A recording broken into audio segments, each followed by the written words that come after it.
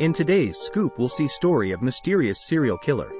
Jack the Ripper, pseudonymous murderer of at least 5 women in or near the Whitechapel district of London's East End between August and November 1888. The case is one of the most famous unsolved mysteries of English crime. Some dozen murders between 1888 and 1892 have been speculatively attributed to Jack the Ripper, but only 5 of those, all committed in 1888, were linked by police to a single murderer.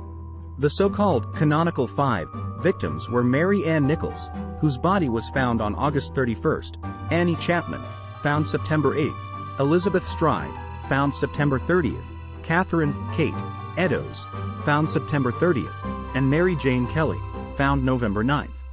According to the common assumption of the time, all the victims were prostitutes and all but one of them, Kelly, was murdered while soliciting on the street.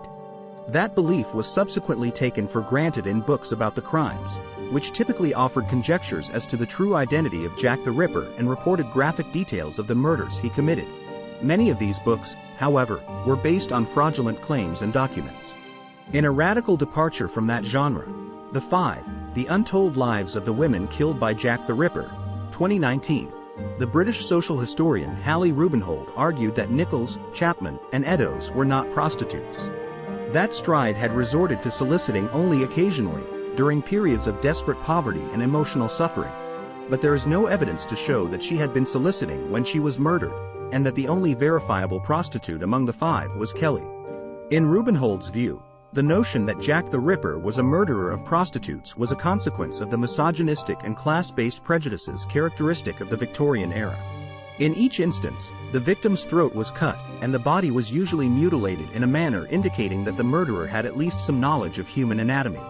On one occasion, half of a human kidney, which may have been extracted from a murder victim, was mailed to the police. The authorities also received a series of taunting notes from a person calling himself Jack the Ripper and purporting to be the murderer. Strenuous and sometimes curious efforts were made to identify and trap the killer, all to no avail. A great public uproar over the failure to arrest the murderer was raised against the Home Secretary and the London Police Commissioner, who resigned soon afterward. The case has retained its hold on the popular imagination, in part because known instances of serial murder were much rarer at the time than they are today. Jack the Ripper has provided themes for numerous literary and dramatic works.